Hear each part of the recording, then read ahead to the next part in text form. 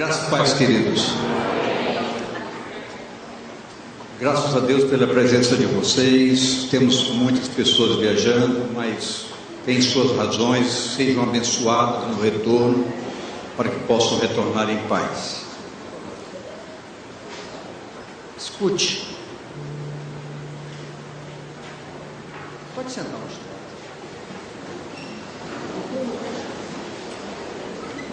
Você já conseguiu avaliar suas necessidades? Quem aqui sente que tem necessidade de alguma coisa?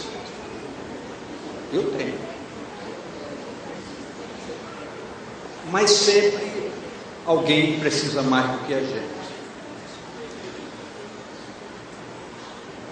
A Bíblia nos fala que em Cafarnaum havia um paralítico,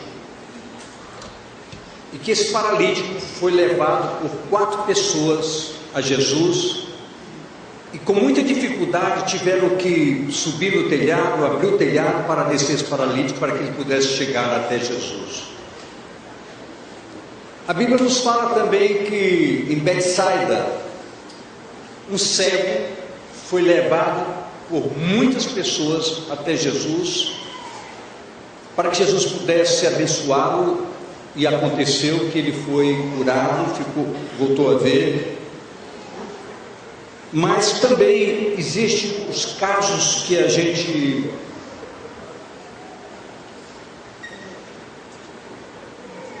não consegue perceber quando pensamos sempre que nós temos necessidades, mas é muito bom que uma igreja entenda que a força da oração de um justo pode muito em seus efeitos.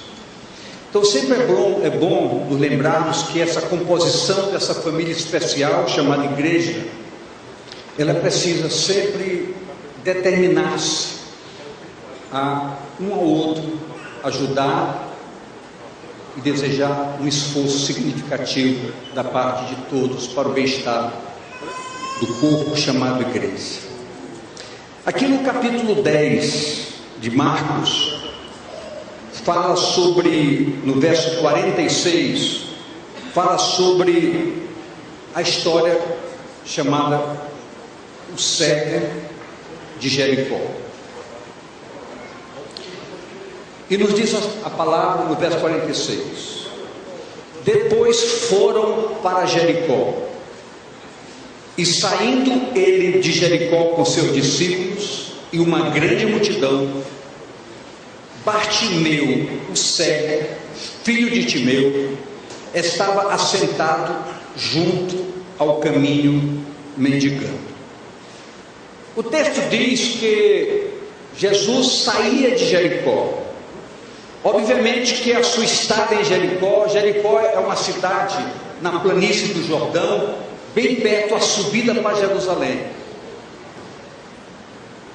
E a palavra nos diz que em Jericó Jesus realizou maravilhas, inclusive a história de um homem baixinho chamado Zaqueu, que Jesus transformou a sua vida por entrar na sua casa e ter uma conversa especial com esse homem. E o mais importante para nós entendermos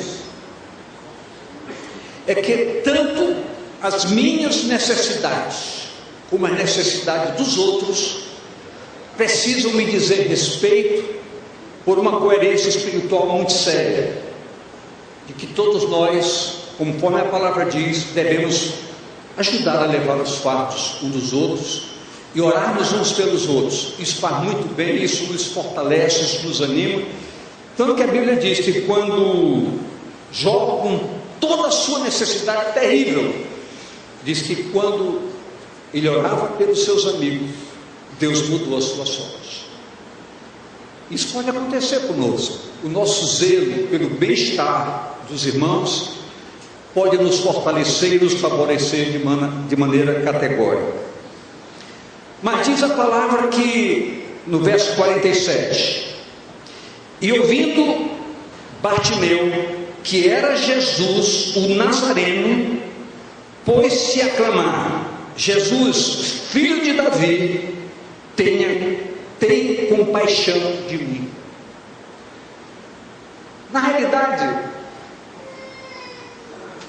esse clamar de Bartimeu evidencia que talvez ele tenha ouvido as histórias de Jesus, o que aconteceu com Jesus em Jericó, o que Jesus tinha feito, e ele foi extremamente sensibilizado, e nos mostra a palavra, ele usou o termo messiânico, Jesus filho de Davi, é que ele tinha algum conhecimento sobre Jesus, talvez não tivesse oportunidade pelas suas dificuldades, tanto é que fala que ele estava à beira do caminho.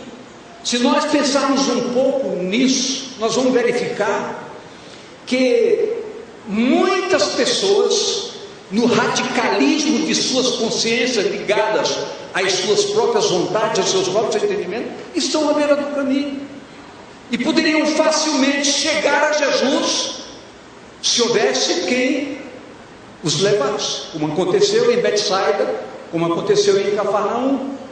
Mas nós estamos diante de um fato totalmente diferenciado, e nos mostra a palavra que Bartimeu fora repreendido pela multidão que seguia a Jesus. Pensando nisso, é fácil lembrar, olhando na nossa individualidade, eu posso falar de cadeiras sobre mim. Eu só vim ter uma experiência com a graça redentora de Deus em Cristo, com profundidade, com 33 anos de idade. E durante todo esse período,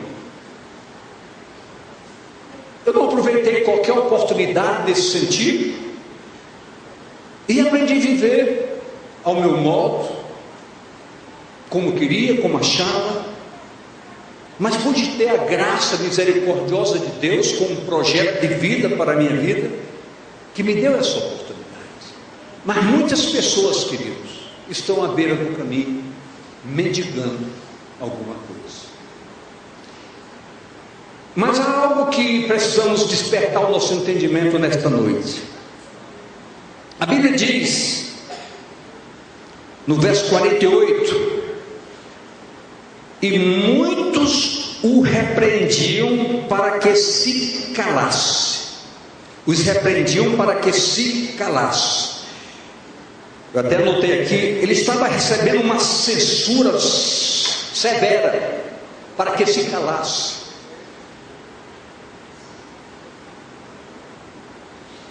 E a sua motivação de fé era tão grande que quanto mais eles o repreendiam, mais ele gritava: filho de Davi, tem misericórdia de mim.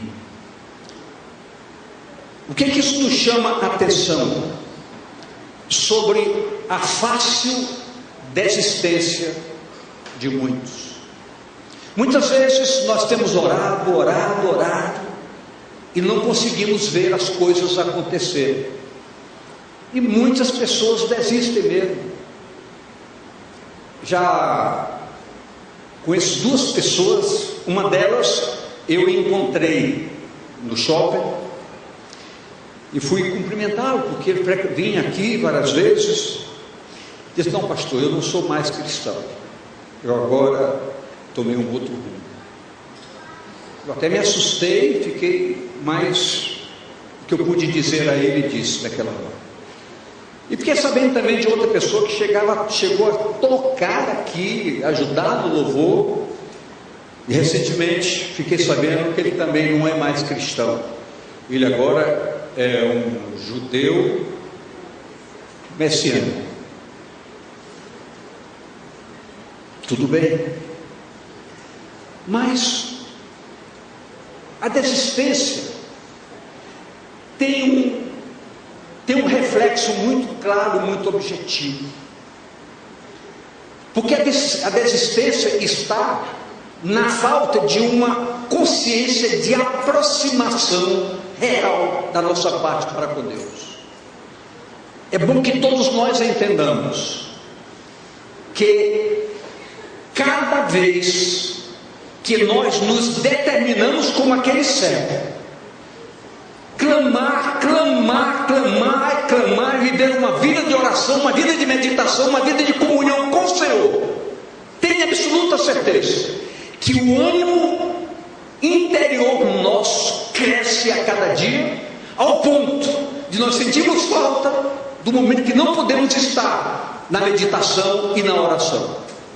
Isso é um crescimento, não é automático, é dirigido, é a ação do Espírito Santo atendendo a nossa demanda.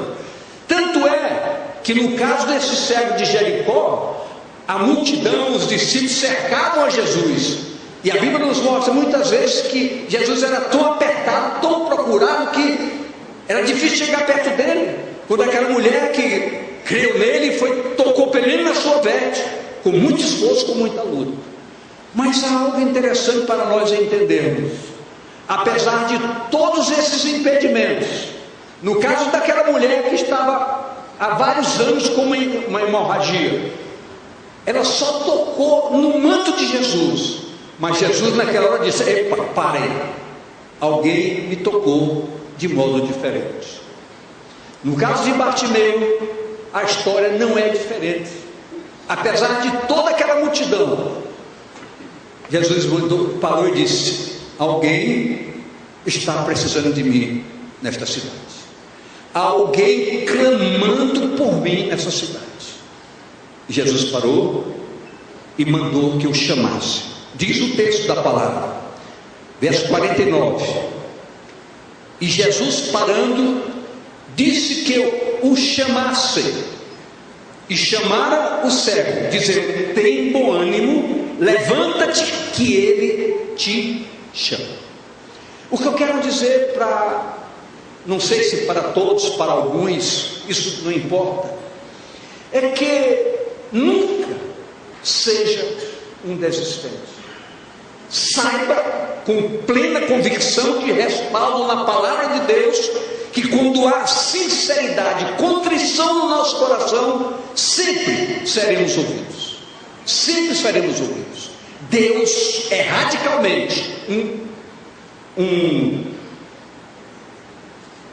contemplador de propósitos. Então, quando nós temos esse propósito, não podemos desistir. Por quê? Porque muitos gritos chegarão ao nosso ouvido, querendo impedir a nossa decisão de ter essa aproximação, como aconteceu com Bartimeu. Bartimeu superou todos os obstáculos, mas esses obstáculos são difíceis em nossos dias. Relações de amizades, companheirismos, falta de apoio, descaso, uma série de fatores contribuem para a nossa fácil desistência na busca de uma verdade que, como diz a palavra, o conhecimento dessa verdade é um processo extremamente libertador. Então, Jesus disse que eu o chamasse,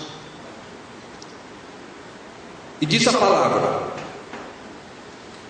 que chegaram até o cego e disseram: tem bom ânimo, o Senhor te chama. O que aconteceu naquele momento? No verso 50 diz o seguinte: e ele, lançando de si a sua capa, levantou-se e foi ter com Jesus. Eu gostaria de parar um pouco para que nós analisássemos essa situação de Bartimeu. Os ensinos históricos nos mostram que naquela época todo cego usava uma capa. Com qual motivação? Essa capa durante o dia servia para estender no chão para que as pessoas jogassem as moedas em cima, e à noite para protegê-los do frio. Então Bartimeu estava com os seus aparatos necessários para a sua presença ali na beira do caminho, na mendicância. Mas nos diz agora a palavra que Bartimeu jogou de si a sua capa. Venha comigo um pouco. Qual a razão de Bartimeu se desfazer daquela capa? Vamos juntos caminhar. Queridos, ele queria chegar até Jesus. Desprendeu todo um esforço definido para conseguir o seu propósito. Foi chamado por Jesus. O que Bartimeu pensou? Se eu vou chegar perto dele, não vou precisar mais dessa capa, porque eu sei em quem tenho crido, e é poderoso para resolver o meu problema. Então Bartimeu foi certo de que ele não precisaria mais da capa. E é isso que nós temos que entender. O diferencial em nossas vidas, como vida de pessoas que têm relacionamento com Deus, eu, você, todos nós, é que nós precisamos ter essa consciência que Deus responde às nossas expectativas quando são corretas. Quando são corretas. E isso, querido, soa muito forte para a nossa história quando nós podemos experimentar esse fato evidenciado em nossas vidas. Em Romanos, no capítulo 15, Paulo diz duas coisas interessantes. Ele diz: não gostaria de falar sobre aquilo que Deus não fizera através da minha vida. Sinais, prodígios, maravilhas. Eu quero falar daquilo que Deus fez comigo, porque o valor de um conteúdo prático é maior do que uma experiência apenas ouvida. Então é muito bom isso. E eu quero dizer para essa igreja nesta noite, queridos, é impossível você não ter uma manifestação real de Deus na sua vida quando você o busca com toda sinceridade. É como diz a palavra, ele se deixa achar. E como diz a palavra, ele está bem perto, na tua boca e no teu coração. Então tenha consciência disso. É importante que você abra espaço para dizer: eu vivo uma experiência com Deus, porque eu o busco sinceramente. Existem alguns obstáculos naturais. Essa pressão que Bartimeu recebeu daquela multidão, mandando que ele se calasse de forma autêntica. Queridos, isso existe em nossas vidas muitas vezes. Nós somos provocados por nossas próprias razões, nossos próprios sentimentos. Esses impedimentos acontecem mesmo. Muitas pessoas alegam falta de tempo, muitas pessoas não têm paciência. E eu descobri uma coisa muito interessante. Alguém diz: alguém ora 6 horas por dia, ora 1 hora por dia, e a gente começa a orar, ora 2 minutos, não tem mais o que falar. Eu também via dessa maneira há muito tempo. Hoje, pelo contrário, eu até negocio.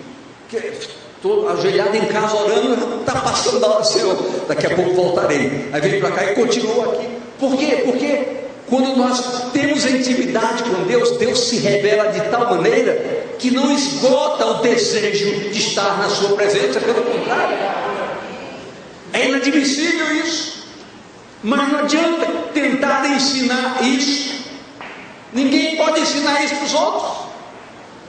Tem gente que ensina até a falar em línguas. Ninguém pode ensinar nada disso, queridos. São experiências pessoais, específicas. Tanto é que Paulo diz: olha, eu prefiro ouvir 2 palavras que eu entenda do que um cara que eu não entendo. Ele diz isso claramente. Então, nós temos que ter a consciência de que a proporção que se busca a Deus com uma responsabilidade séria, de compromisso para ter intimidade com Deus, tudo, eu falei o quê? Tudo muda em nossas vidas. Tudo muda. O prazer, o desejo, a vontade, o gosto de estar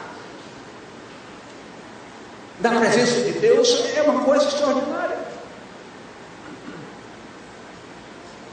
Hoje de manhã acordei, feriado,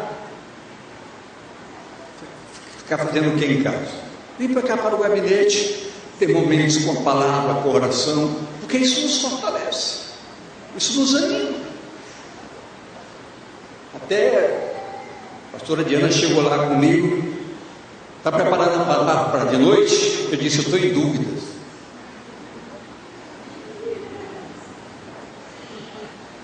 Estou em dúvida, e ela não está em dúvida, qual é a sua dúvida? Que escolha é essa? Foi um anjo aqui nortear a palavra. Mas então, me encanta poder abrir essa palavra, que por várias vezes eu já li com tanta simplicidade, mas cada vez que você abre, você vai descobrindo coisas tão sérias, tão fortes, tão seguras, que você começa até a chorar de alegria, porque Deus tem prazer em cada dia revelar coisas novas para nossas vidas, coisas que vão agregando um crescimento sobrenatural e vai fortalecendo a nossa fé e a nossa confiança e essa convicção plena de que Deus pode nos responder.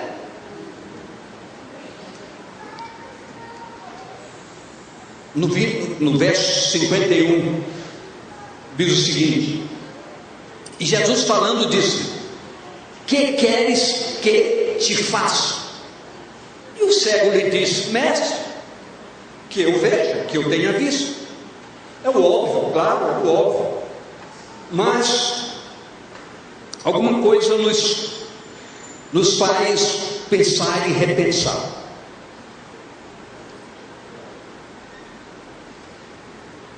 Veja a resposta que Jesus lhe dirigiu. Então Jesus lhe disse: vai, a tua fé te salvou. Porque ele não estava buscando a cura, e Jesus vai e diz: a tua fé te salvou. Eu fui ver no grego a palavra sozo tem relação aos dois fundamentos. A palavra que te salva é a palavra que te cura, ou a palavra que te cura é a palavra que te salva. Elas têm o mesmo significado nessa junção de ideias. E o que aconteceu com ele? Imediatamente tornou a ver e seguiu a Jesus estrada fora. Vamos parar um pouco, porque, queridos, eu gostaria de deixar claro para essa igreja que muitas pessoas são beneficiadas com uma cura, mas isso não significa que a pessoa está salva. Aquele homem recebeu o chamado de Jesus porque Jesus contemplou o coração daquele homem. E eu quero que todos nós entendamos: Deus conhece o coração de cada um que está aqui nesta noite. Deus sabe onde há sinceridade, Deus sabe onde não há sinceridade. Muitas vezes, até na insinceridade, nós somos poupados, porque Deus conhece o nosso futuro. Deus sabe que voltaremos ao caminho certo, mas muitas vezes isso não acontece.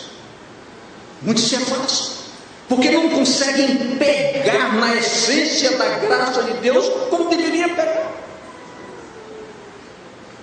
Como deveria pegar. E nós nos acostumamos a um processo criminoso chamado religiosidade. Muitos têm religião, mas não têm relação com Deus, como se isso fosse o cumprimento de uma etapa social da nossa vida. É preciso que a gente comece a ser diferente e a fazer diferente. Preste bem atenção. Se você analisar a sua história com muita sinceridade, com muita verdade, você vai descobrir que falta muita experiência na sua vida, no que diz respeito a uma verdadeira intimidade com Deus. Porque nós lemos na palavra: bata que eu abro, busque que você recebe, peça, busque que você acha, peça que você recebe. Nós lemos isso aqui. Nós lemos também na palavra de Deus Jesus dizendo: tudo que vocês pedirem ao Pai em meu nome ser-vos-á concedido. Aí eu pergunto: e por que não acontece? A palavra está equivocada? O que falta é uma sensibilidade real no que diz respeito ao nosso compromisso efetivo com o Senhor Deus e com a sua graça em Jesus Cristo. Aí você me perguntaria: pastor, então me diga, qual a solução para isso? Experiência sobre a cruz do Calvário. Então eu quero dizer com isso, é uma descoberta que na realidade ninguém nos ensina. A gente lê muito sobre isso, mas a leitura, ela muitas vezes é fantasiosa, ela agrega alguma coisa, mas estamos apenas lendo um livro, um artigo. Mas quando nós entendemos o que diz para o nosso ensino, capítulo 6 de Romanos, quando a palavra diz: se você participar da minha morte, certamente você participará da ressurreição. Então muitas pessoas querem participar da ressurreição, mas não querem entender o sentido morte de cruz. Porque Jesus morreu na cruz para destruir o pecado, e Jesus não foi feliz. Ele foi em obediência. Ele disse: Pai, se possível, passa de mim esse cálice, todavia não faças comigo o que eu quero, em cima do que tu queres. Eu pergunto: quantas vezes o nosso querer sobrepujou o desejo maior de Deus para as nossas vidas? Quantas vezes nós nos prendemos na nossa vontade? Nós escrevemos: esse mês eu vou domingo tal, vou uma terça-feira. Queridos, quem ama a casa do Senhor tem prazer de estar na casa do Senhor. Por quê? Porque Deus nunca nega fogo. Quando você vem com um propósito, você sai daqui abastecido radicalmente. Não é a quantidade de palavras, mas a palavra que toca bem profundamente no seu consciente. Então, queridos, fazer o quê? Buscar descobrir os mistérios revelados sobre a cruz.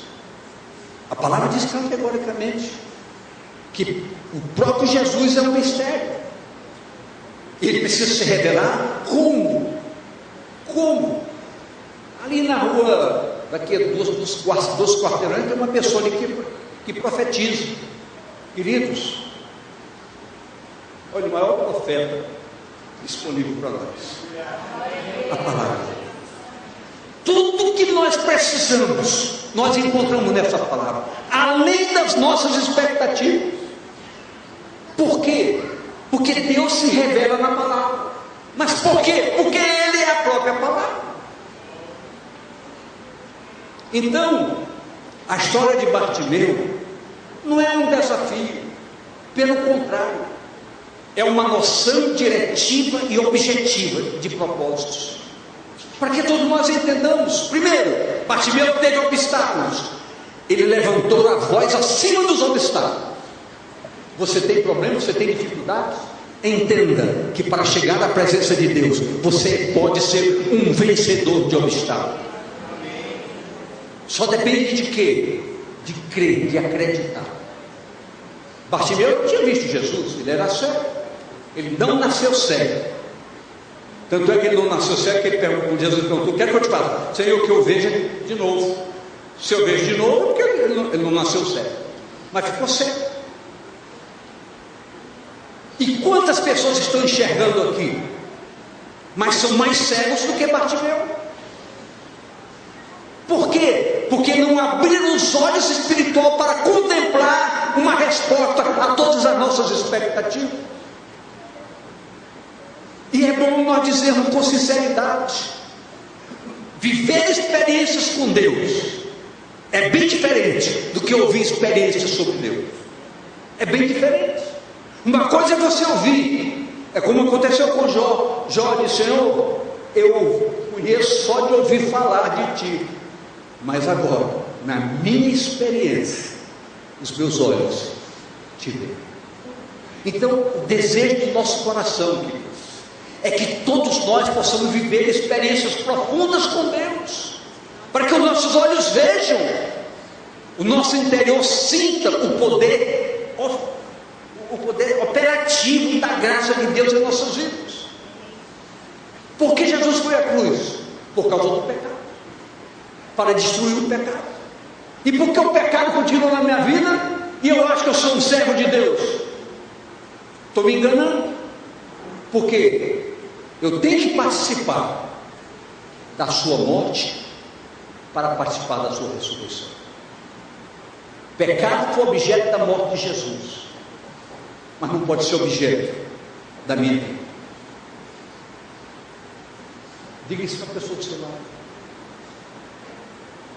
Como você entendeu?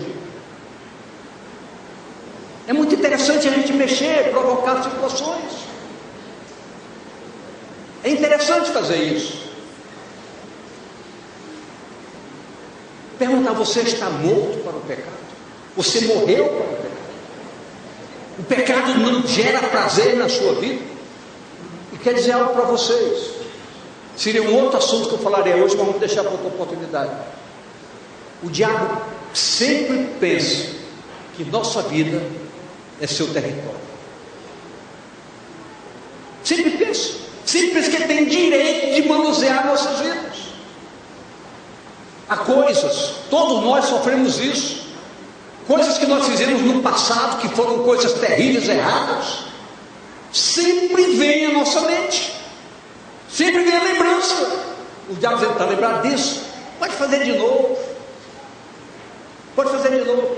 Nós temos que, às vezes, agir até como criança mesmo, porque eu estava falando hoje de manhã com a equipe de intercessão, tive um momento com ele lá do outro lado, dizendo que a Bíblia não diz que nós temos que fugir da aparência do mal. Então, por exemplo, eu sou um homem, posso ver uma mulher bonita, me chamar a atenção. Eu dou graças a Deus porque eu sou perfeito, que me chama a atenção. Não seria se eu me chamasse. Mas uma coisa é o seu chamado a atenção, outra coisa é eu me alimentar disso. Então, o que eu tiro com água, viro o rosto. Não tem nada a ver com isso. Sou um covarde? Não.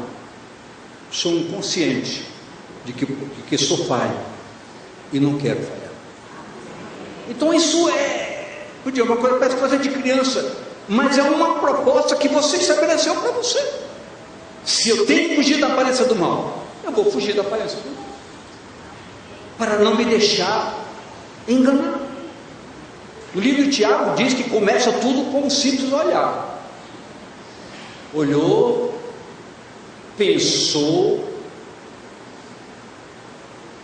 ingeriu, pecou.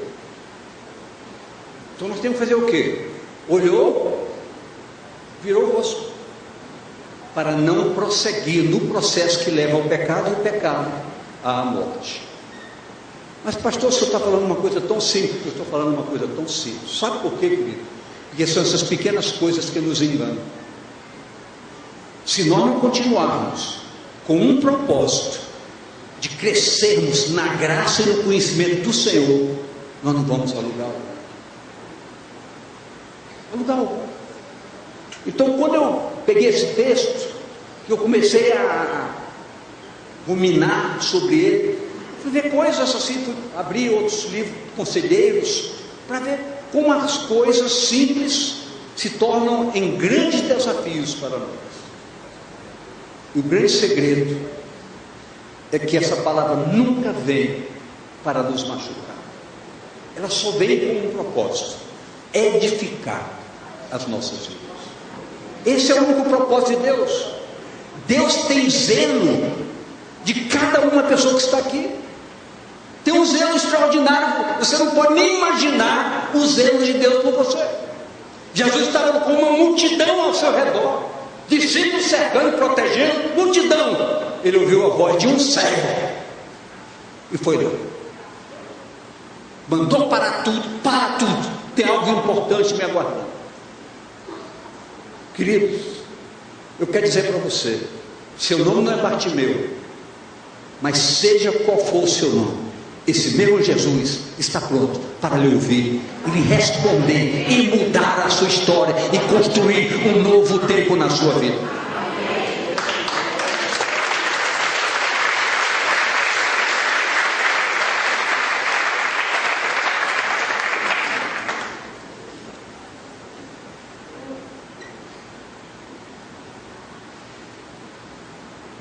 Você entendeu isso? Então escute. Se você entendeu isso, comece a operacionalizar todo um processo que vai dinamizar a sua vida e lhe dar respostas. Comece a mergulhar mais profundamente na palavra. Ah, pastor, mas eu não tenho tempo. Tem tempo. Queridos, comece com 5 minutos, depois arranje mais 5, faça 10. Daqui a pouco você vai dizer, puxa, você vai ficar cavando tempo para buscar, porque a palavra nutre suas expectativas, alimenta a sua fé, orienta o seu caminhar e lhe faz, como diz Jesus, em mim vocês são mais do que vencedores. E ser vencedor, para se vencer temos que lutar. Eu sei que muitas vezes é complicado você ter um momento de oração, ter 10 minutos, daqui a pouco ter 30 minutos, daqui a pouco ter 1 hora, 1h30. Mas pastor, que não tem palavra para isso. Você vai ver se não tem. Você vai ver se não tem. Tudo é uma questão de começar. Tudo é uma questão de propósito. Tudo advém de uma resposta a esse desafio. Eu quero dizer para você nesta noite que é tempo. O tempo corre. Se abrirmos os nossos olhos e o nosso entendimento para uma percepção clara do que nos serve, é só abrir a Bíblia. Se você olhar lá para fora, ontem eu vi uma reportagem que o Estado Islâmico matou 21 cristãos egípcios, só porque eram cristãos. Fizeram uma fila de 21, devoraram 21 pessoas. Eu pergunto o seguinte: isso não mexe com você? Vê o que acontece lá fora e vê o que a palavra diz, que no final dos tempos essas coisas absurdas, abomináveis, por falta de amor, aconteceria. Então, o que está acontecendo lá fora? O que está acontecendo lá fora? A gente é obrigado a ver certas coisas. Eu, pelo menos, sou obrigado a ver algumas coisas para poder responder a pergunta.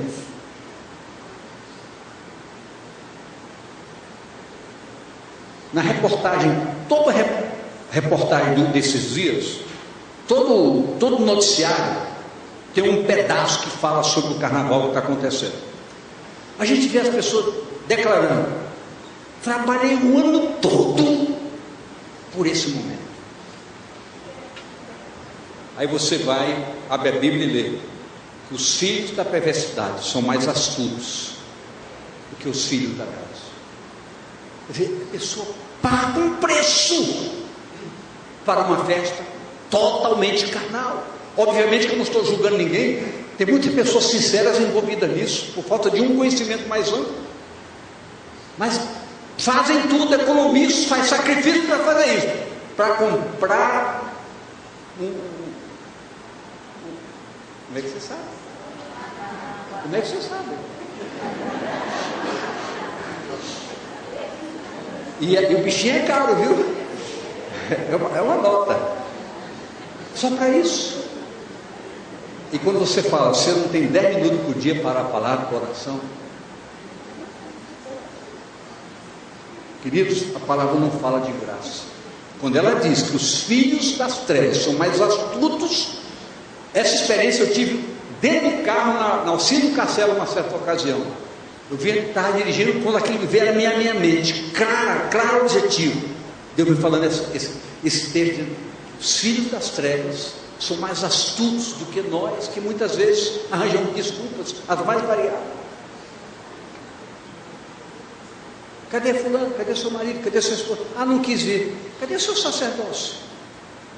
Cadê seu sacerdócio? Vamos. Você sabe como é que você consegue cativar sua casa para ela acompanhar, para adorar ao Senhor, para celebrar ao Senhor na casa a Ele consagrada? Quando você tem hábito de fazer isso na sua própria casa, reunir sua família e ministrar sobre a sua família, você vai ver as coisas mudarem. Você vai ver que você não precisa de força, você precisa de estímulos espirituais para ter a força de conquistar sem pressão. Eu posso ouvir amém, queridos? Amém. Jesus disse: a tua fé te salvou, a tua fé te curou. Então, quando as coisas não estão acontecendo conosco, nós sempre temos uma resposta ao contrário. Que resposta é essa? Contrária. Exatamente porque nós não estamos fazendo o que a palavra nos manda fazer. Se nós caminharmos fazendo o que a palavra nos manda fazer, tudo vai dar certo, tenha certeza absoluta. Deus não nega que Ele é soberano sobre todas as coisas. Sobre todas as coisas. Já pensou que você está com uma terrível dor de dente? Chega, Senhor, por favor, eu sei que a dor de dente é um reflexo de alguma infecção, por favor, cura essa infecção, e você sentir na hora que tudo passa. Eu não vou perguntar isso, nem vou falar sobre minha pessoa, mas eu quero dizer para você, que quando a fé é verdadeira lá dentro, a resposta vem de imediato. Vem de imediato, não tem que esperar a segunda oportunidade. Ah, pastor, mas Deus às vezes dá uma segunda oportunidade. Vê aquele homem lá de Betsaida, que ele, depois que Jesus colocou o custo, já pensou uma coisa dessa? Se você chegasse aqui, pastor, eu estou com uma dor de cabeça aqui, vem cá, passando. Não, Jesus cuspiu na mão e passou. Parece uma loucura, né? E aí, vai discutir com ele? Só que dessa primeira vez o homem viu os homens como árvores. Ainda misturou com terra. A terra impediu de lavar, porque a terra está impedida. Mas Jesus deu o segundo toque e tudo ficou normal. Às vezes nós precisamos de um segundo toque. E quem sabe hoje é um segundo toque na sua vida, dizendo: busque, porque você vai achar. Bata, porque vai abrir. Peça, que você vai receber. Agora escute algo: não negligencie a palavra e a oração. Falar em palavra e oração, segunda-feira próxima, que vem, às 18 horas, vamos começar aqui. Eu estarei, se Deus quiser, na primeira hora, 24 horas de oração. Quem quiser vir aqui participar, ótimo. Vão ser 24 horas de oração. Esse programa termina, isso é segunda, de segunda, 18 horas, até terça, 18 horas. Na sexta-feira teremos a vigília, das 19 às 23 horas. Espero que todos estejam aqui. Mas essa semana, como todas as semanas de cada mês que tivermos 24 horas de oração, será a semana de jejum e oração para toda a igreja. Então você vai ter essa semana especial.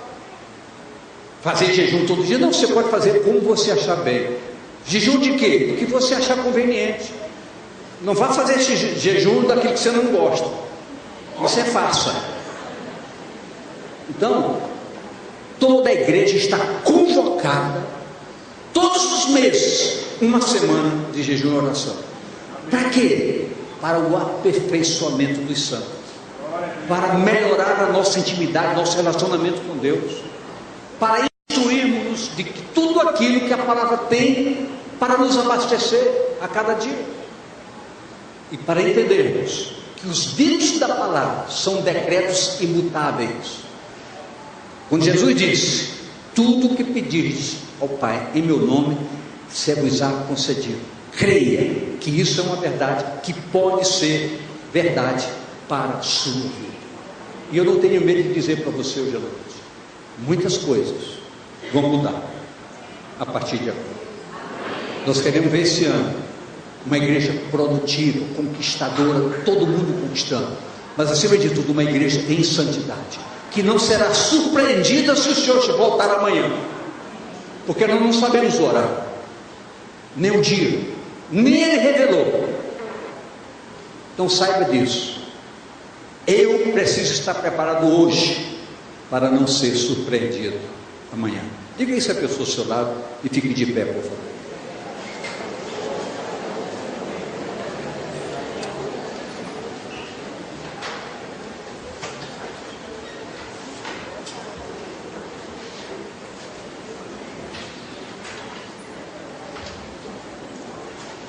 Disse a pessoa do seu lado isso?